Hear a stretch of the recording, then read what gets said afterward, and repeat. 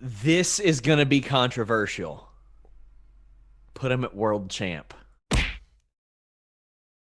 What up, Fightful fam? Shaquille Majui here. And listen, if you're a member of the Fightful Faithful, I don't even need to bother to let you know who this guy is. Sean Ross Sapp in the house. How's it going, buddy? It's going good. I'm excited to do this. I like the idea.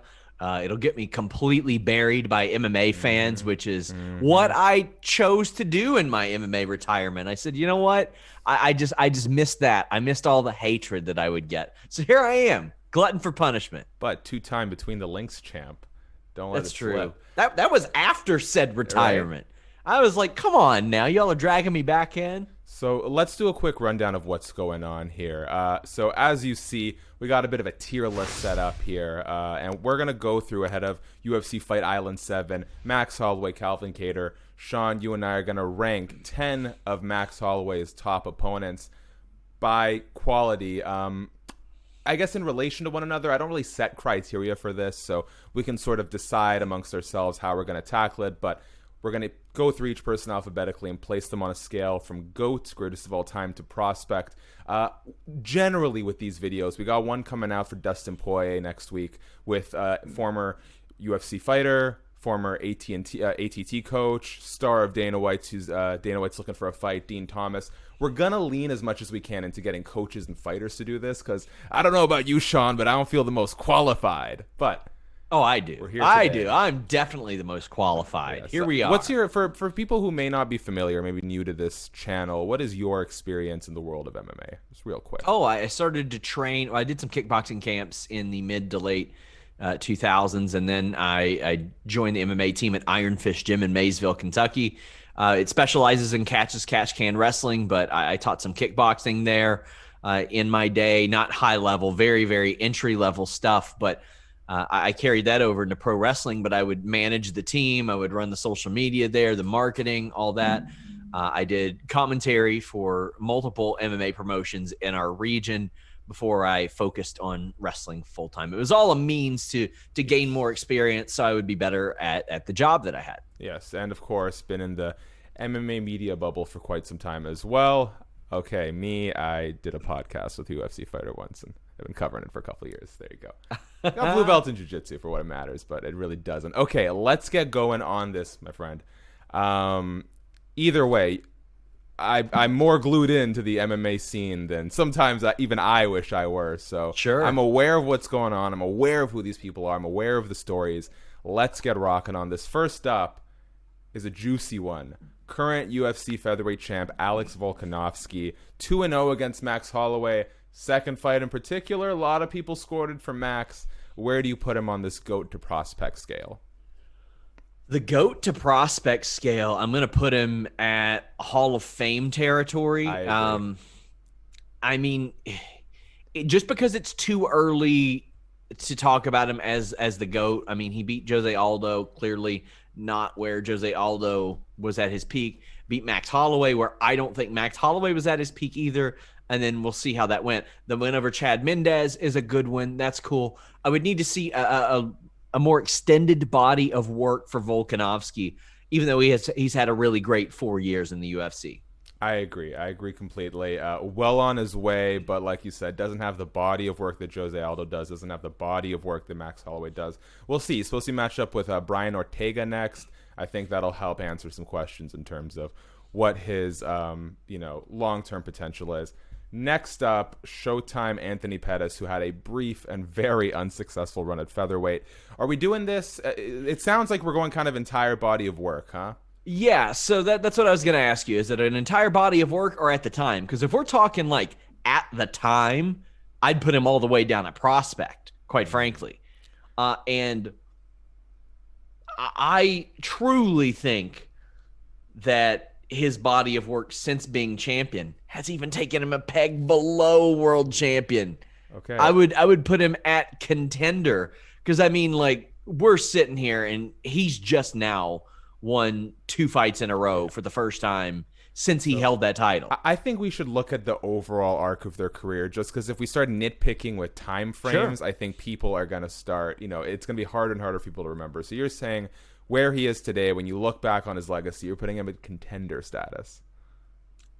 Yeah, I really would. The only world champion the guy has ever beat. Okay, he beat Gilbert Melendez, but he beat Ben Henderson a couple times. That was impressive.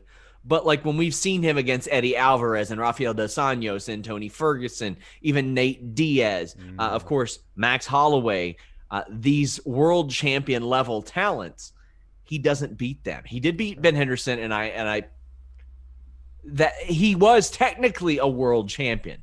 Yeah. And yeah, I don't look at that Melendez win as being that impressive either, considering the streak that Melendez was on at the time either. I'm going to be controversial and put him at contender. Okay, I think Dean had him a little higher when we did Dustin Poirier, but I'm going to let you take the lead on this. Well, okay. You know what? I know a little bit more about MMA than Dean Thomas, so what now? Shout out to Dean Thomas. It was a great episode. You guys are really going to like that. Okay, Brian Ortega. We were questioning where that dude was going to be at. Had we done this before the Korean Zombie fight, he might place lower, but considering how much of a beating Bald Brian put on the Korean Zombie, where are we putting Ortega? Okay, so Ortega, when I look at his body of work, I do see a win over Frankie Edgar, which holds up pretty well. I see a win over Korean Zombie, which is looking really, really good right now. But he's not won the world championship. The win over Moicano is good, but I think he could be. But like, we can't operate this on hypotheticals. We can only operate it on what's there. So GOAT. No, I'm just kidding. Contender. I think contender as well. Although I do think that within a couple years it could be. Yes. Even if he doesn't become world champion, it could be like a world champion level win. Yeah. I agree. I think depending on, like, let's say he beats the next 2 years, I think will cement him in either world champ or Hall of Fame status. But you're right. There's just not enough to really chew on right now to give him that sort of rub, especially, and this is really important to keep in mind. This is all relative, right? So when you're looking at this list, Anthony Pettis might be down a contender, but keep in mind, I basically picked Max Holloway's 10 best or most sort of high name value opponents. So grab some of the other cans that Holloway might have fought or some of the lower level guys that he beat in his career, and we would see Brian Ortega way higher on this list. Okay. Charles Oliveira. This is an interesting one. Another one, if you look at it in a pocket of time, probably lower, but I'm hoping to date you give Charles his credit. This is going to be controversial. Put him at world champ. I like that. I think that's fair. Yeah. I like that. I mean, you look at, and I mean, here's the thing. When he got beat by Holloway, it's prospect. It might not even be prospect. It's rough. He refused to just stop cutting the weight. But since that's happened, we've just seen him do incredible things. I mean, beating Will Brooks obviously didn't mean quite what we thought it would mean, but beating Jim Miller and Clay Guida both within a calendar year, it's hard to check both of those boxes, as inconsistent as those guys might be. But the wins over Kevin Lee and Tony Ferguson are what stand out to me as well. Sure. Like, those are really, really good. He's even beat Nick Lentz a couple times, Jeremy Stevens. I remember I thought Hatsu Hioki was going to take over the UFC at one point. That just didn't work out. Sir. But I think that his body of work really, since he moved to lightweight, showed what he's capable of. Just to be clear, I think he is a world champ level talent. I do think that when Max Holloway fought him, it was prospect level or even lower because of what he was doing to his body.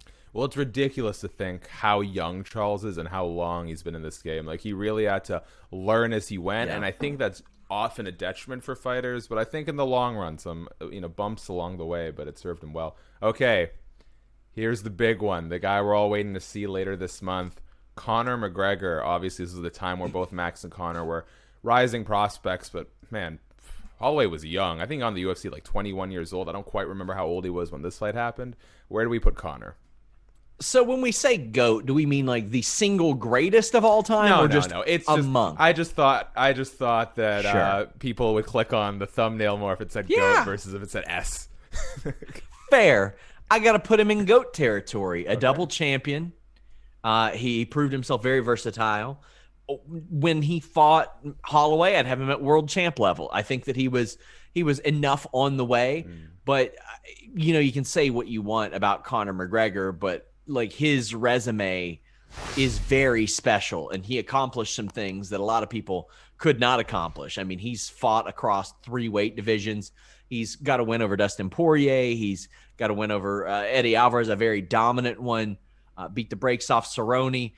But to me, that doesn't necessarily say as much as the featherweight championship win, the lightweight championship win. It's the accolades that he collected more than the people that he beat. Although, when you do what he did to Jose Aldo at that point in time, that ain't no accident. And to be able to overcome Chad Mendez at that time, that's pretty impressive too. And it really, that the way that he traveled across weight divisions was very impressive to me. Yeah, it's funny. Peak Conor popularity is basically the lightweight division, right? It's that first welterweight fight against Nate Diaz, second one is lightweight. Oh no, second one was also welterweight, excuse me. But it's funny because I think Conor's most impressive run was his featherweight run. And I think you're right. It's easy to get a little jaded. I think you'd have a lot of fans, non-Conor diehards, maybe putting him at a world champ instead. But it's impressive because what he did to Chad Mendez and Jose Aldo was those guys at their prime. And moreover, I think some people like to discredit the Jose Aldo win and say, Jose Aldo was caught up in the mind games. He wasn't himself. But hey, part of it. That's part of the game. It's a huge part of the game, right? Like, to discredit the pre-fight mind games is to discredit feints and setting up traps in the fight itself, right? It's all part of the bigger meta. All right, here we go. Best mustache in the game right now, Cub Swanson. What are you doing with the legend Cub Swanson? I used to like Cub Swanson a lot more than I do these days for obvious reasons. I mean, like he just didn't pan out the way that I had hoped from a career standpoint, and that's okay. But I do think that it hurt, like the way that I look at him. He's won 2 in a row. That's awesome. He bought himself some time, but he lacks that gigantic win. Well, okay, except for Artem Lobov. He beat Artem Lobov, the GOAT. Yeah. So by default, he should be up there. Sorry, I should have put Artem Lobov in here. That's just here. But other than that, I'm looking at Cub Swanson, and like his best wins were 2012, 2013. Oliveira and Poirier back-to-back. Those were his best. I'd put him at prospect. Okay. And I mean, hey, you know what? That year or two where he beat Seaver and Stevens in there, that looks really good too. But I just can't. Again, it's all relative. Not everyone can be Artem Lobov, Conor McGregor level up here. Yeah. Okay. And I just know there are going to be people that are like, oh, well, you put somebody that he beat and I'm higher, so how do you justify that? I don't justify it. I'm not looking at the comments. No. Bye. That's my job, unfortunately. Shout out to our great commenters, though, for the most part. YouTube has gotten very good at filtering out the bad ones. Dustin Poirier, the Diamond, I mean, technically he's higher ranked, but I guess for a lot of people, the B-side of UFC 257. Where are we putting Dustin Poirier? So I fully think he's going to be a Hall of Famer. I just don't think I think he's going to be a UFC Hall of Famer for sure. Oh, yeah. So he held a title. He's going to be in a Hall of Fame. But I've got him at world champion. Oh, Sean. Yeah. How could you do that? Well, I'll tell you how I can do that. He beat Max Holloway when Max Holloway was champion. He beat Eddie Alvarez right before that. He beat Justin Gaethje before that. Let me know how many people... that's Hall of Fame. Yeah. You put him at world champ, though. I get it. Still, he beat Anthony Pettis, which is good on the resume. That's nice. If he beats Conor McGregor, I'd put him up at that Hall of Fame level. All right. Well, I really would. I think he's great. I'm giving you the reins here, so I won't protest too much, but I think you're selling Dustin a little bit short. I feel like I'm not selling him short. I think he's going to be a Hall of Famer. I think he should be. We're not talking about like actual UFC Hall of Fame, by the way. This is just SABCD. It's all relative, as you keep saying. Well, whatever. All right. Frankie Edgar plying his trade finally at bantamweight, looking to possibly get one more world title before it's all said and done. What do we think about Frankie? Got to be Hall of Fame level just for longevity and stuff like that. Did I need to see him beat BJ Penn 3 times? No, I didn't. No one did. Nobody did. But he beat Sean Shirk. He's got wins over Uriah Faber, who is one of the greatest 135 pounders of all time, even though it was at featherweight. That was a bit of a super fight to me. He beat Chad Mendez. He got a win over Yair Rodriguez. He's even beaten like Pedro Munoz, some guys that looked like they were going to make some noise. The Gray Maynard stuff, that was a fun feud. He became a champion, but I think his longevity, like how many UFC champions have we seen that lose their title and they're never the same again? Well, here we are 9 years later talking about him. He's going to be fighting Corey Sandhagen 9 years after losing the championship, and he's still up there as a contender. He's got to be Hall of Fame territory. Yes, I think that is totally fair. Okay, we got two more. Let's wrap it up. First, Jeremy Stephens, one of my favorites at featherweight. Just, man, a bruiser, kind of on the tail end of his career. But there was a moment there where you thought maybe he could finally do something not meaningful, because he's done meaningful work, but something really worth remembering. What are we doing with Jeremy, little heathen? He and Michael Johnson are like the two great disruptors. Like, there are some people that have some odd blemishes on their record, and you look at them and they go, huh. Now, I mean, like, we're not going to count Renan Barão as one of those great disruptors. He was on his way down anyway. Yeah. I've got to put him at prospect. Okay. I've got to put him at prospect just because, my God, he's 4 straight losses now. Now, here's the thing. He might come back and win 3 in a row, knowing him. Like, that's just the arc of his career. But there's too much of that. Too much of that losing 3 out of 4, losing 3 in a row, losing 4 in a row, losing 5 out of 7. Like, those have all happened separate of one another. Like, those are all different points of his career. So it's hard for me to rank him above that spot. Okay, and let's wrap it up with the King of Rio himself. Check out Evan Wheeler's terrific, like 4,000 word feature on Jose Aldo over at Fightful.com, FightfulMMA.com. Where are we putting who many consider to be the all-time greatest featherweight fighter? GOAT. Got to be at the GOAT. I agree. Got to be up there. It would frustrate me, no disrespect to Max Holloway, when I would hear people say, oh, the consensus GOAT, Max Holloway. And I'm like, what? Huh? How? Like, and they'll say, well, he beat Jose Aldo twice. Well, that's nice, but my God, like, that doesn't necessarily mean that he's better than Jose Aldo was when Jose Aldo was on top of his game. I mean, I look at the length of work and like how long people defended their titles, and Max Holloway, he had a great run. He really did, but it was nowhere near as long or as dominant as that of Jose Aldo, which spanned multiple companies. Yeah. And he had a full-on run in another company. Like, he beat Faber in WEC, then he stepped over and he's like, you got Kenny Florian, Frankie Edgar, Chad Mendez. Like, there were lightweights, actual lightweight champions and contenders coming down to face him, and he was like, nah, doesn't matter. Does not matter. I think that definitely says more. Because, I mean, here's the thing. If you say that Max Holloway is the consensus GOAT because he beat Jose Aldo, well then, okay, Alexander Volkanovski is the consensus GOAT now. It doesn't work like that. Agreed. It's a body of work as they were near their top, I think, in my opinion. No, he's got to be GOAT status. Okay, here we are at the end of the road. Let's take a quick review. Sean, I'll give you one chance to move some stuff around if you'd like, to realize that Dustin Poirier is more on par with Alex Volkanovski and Frankie Edgar than he is Charles Oliveira. Got a nice aesthetic here. It's too...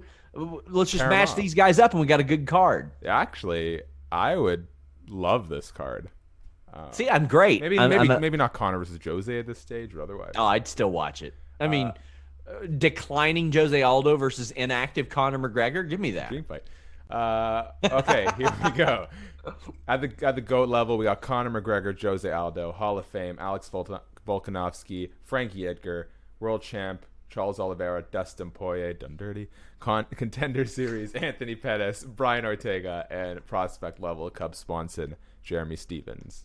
How about this? Dustin Poirier can fight Alexander Volkanovski for the right to be in the Hall of Fame level. You know what? I mean, in his rugby days, I think Volkanovski used to teeter at like 235.